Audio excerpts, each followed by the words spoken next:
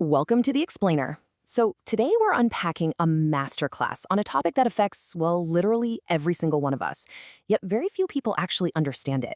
We're talking about the psychology of making money.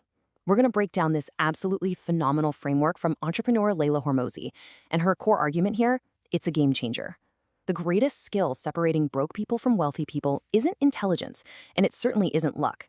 It's mastering the psychology of wealth. Just look at this staggering transformation.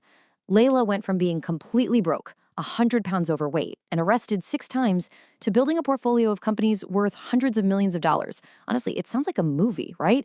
But she is incredibly clear about how this happened. She'll be the first to tell you she isn't specially gifted or genetically different from the rest of us.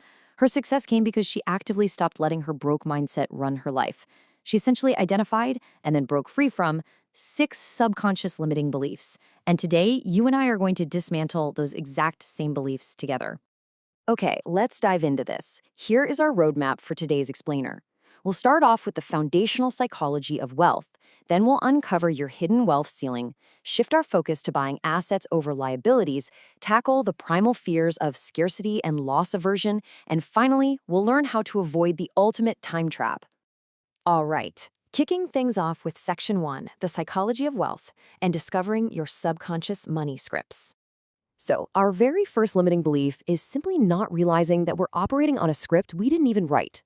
Pretty much every financial decision you make, what job you take, how much you charge, even that weird guilt you feel when you spend money on yourself, it's all fundamentally controlled by a subconscious script written during your childhood. Financial psychologists have actually identified 4 primary money scripts, and it's fascinating to figure out which one is secretly driving your decisions. So be honest with yourself here. Which of these dictates your life? First up, the money avoider. They grew up hearing rich people are greedy, so they believe money is inherently bad, which often leads to self-sabotage and guilt. Next, the money worshiper. They think money solves absolutely everything. They chase it endlessly, hoarding it, always moving the goalpost for happiness, from 1 million to 10 million to 100 million. Then we have the money status script. For these folks, net worth equals self-worth. They overspend, keep up appearances, and they get super anxious when their neighbors seem wealthier. And finally, the money vigilant. These are the chronic savers. They live way below their means, but suffer from this constant underlying anxiety. They're secretive, and honestly, they never feel secure, no matter how much cash they actually have. So, which one are you? To show you just how deeply ingrained these scripts are, Leila shared a pretty massive confession. Despite having a net worth of over $100 million at the time, she rented a house for 3 years. She literally couldn't bring herself to spend even a couple of $1,000,000 on a home. That is the money vigilant script in full action right there. It's an irrational anxiety that doesn't care at all about the actual numbers in your bank account. But, understanding this kind of normalizes the fear, because once you can actually see the script, you can finally start to rewrite it. And that brings us perfectly to Section 2.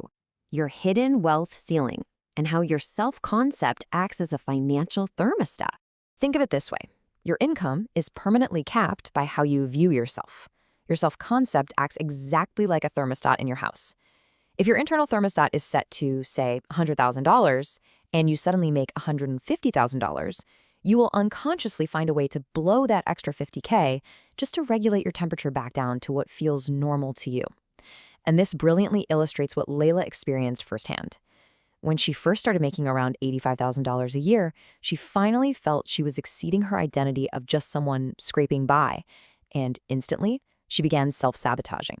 She got overly anxious and ended up spending all her extra cash on fitness competition fees just to bring her bank account right back down to her old comfort zone. So, how do we actually adjust this financial thermostat? Well, it requires a manual override of your identity. Try this actionable exercise. Grab a piece of paper. On the left side, write down the honest truth about your current self. I am the kind of person who, and fill in the blank. Maybe it's who overspends or who is terrified of investing. Okay, then draw a line right down the middle of the page. On the right side, write your new identity. I am the kind of person who builds and manages wealth with ease. Now, you don't have to fully believe it today, but you need to read that right side every single time you make a financial decision. As your self-image starts to expand, your income will naturally follow. Moving right along to Section 3, buying assets over liabilities, which is the ultimate resource filter for building wealth. Okay, so a major limiting belief that keeps the middle class broke is a fundamental misunderstanding of resources. We are practically programmed by society to consume rather than to build. But wealth building becomes incredibly simple when you boil it down to two distinct categories. An asset puts money in your pocket, while a liability takes money out of your pocket. Take a designer handbag. That's a liability. It immediately loses value the second you buy it and generates zero income. Conversely, a skill building course, that's an asset. It pays you back through increased earning potential because you've leveled up your capabilities. A fancy new car, liability. A rental property, asset. It really is that straightforward. So I want to challenge you to do a quick audit right now. Think about the last 10 things you bought. Go down that list and strictly label each one, asset or liability.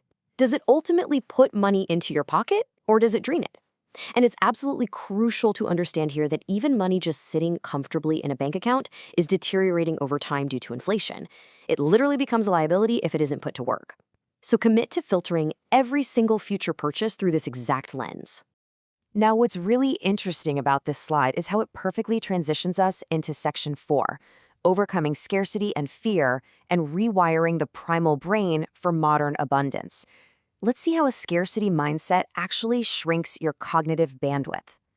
It's wild, but having a scarcity mindset literally impairs your decision-making. We have to remember that as human beings, we are biologically wired for scarcity. Think about it. 1,000 years ago, if your neighbor found a bushel of berries, you had to fight for them because those berries were finite. If you didn't get them, your family didn't eat. And the crazy part? Our brains are still running that ancient software today, treating money like those finite berries. But in the modern world, wealth is not a zero-sum game. Money is being printed and generated every single day. It's an infinite renewable resource. We have to consciously train our brains to step out of that primal hoarding instinct and step into modern abundance. To highlight just how powerful this mindset shift can be, consider this incredible story from Leila. When she was early in her business, bringing in about $50,000 a month, she decided to hire a business coach that cost $40,000 a month. Her primal scarcity brain was probably screaming at her, "You're gonna go broke." But her abundance brain recognized that this coach was an asset, something that would compound her skills. She stopped asking the low-level fear question, "I can't afford this," and started asking the high-intelligence question, "How could I afford this?" And guess what? That specific coach helped her scale her company to the point where she eventually sold it for tens of millions of dollars. But breaking out of that scarcity mindset requires overcoming our fifth limiting belief, which is known as loss aversion. See, your brain is designed to protect what you already have, not to pursue what you could have. This cognitive bias is the exact reason people hold on to losing stocks hoping they'll magically bounce back, or why they stay in toxic relationships, or just rot away in dead-end jobs. The fear of loss completely overrides the logic of leaving. Let's look at the actual science of why this happens. Studies by pioneering researchers show a very specific multiplier effect, 2 times. The psychological pain of losing $100 is twice as powerful as the joy of winning $100. Losing feels exactly twice as bad as winning feels good. This biological wiring makes us naturally terrified of taking the very risks required to build wealth. So the only way to break the grip of loss aversion is to totally change your framing. You must reframe every loss as tuition.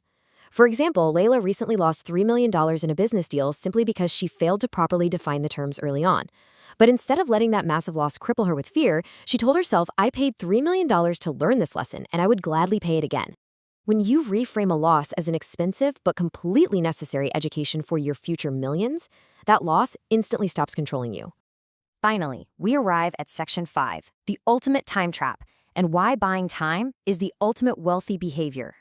This is our 6th limiting belief, and honestly, it's perhaps the most catastrophic misunderstanding of all, thinking that saving money is somehow more important than saving time. Remember this, money multiplies, time does not. So I want you to answer this question honestly. What is your exact hourly rate right now? If you don't know it, you are more than likely bleeding money. Let's say you value your time at $100 an hour. If you spend 2 hours cleaning your house yourself just to save the $50 you would have paid a housekeeper, well, you didn't save $50. Actually, you lost $150. You just traded 2 hours of your $100 an hour time to do a $25 an hour job. Make sense? So to fix this today, use this incredibly simple, direct formula. Take your current annual income and divide it by 2,000, which is roughly the number of working hours in a standard year. That number, that is your current hourly rate. Audit your calendar immediately. If you catch yourself doing tasks that fall below that target rate, you are actively holding yourself back from generating more wealth. There is a stark, grand divide here. The middle class sells their time to save money. They trade hours for dollars and insist on doing everything themselves. The wealthy, though, they do the exact opposite. They buy back their time to make more money. They hire assistants and automate tasks so they can focus purely on high-leverage work.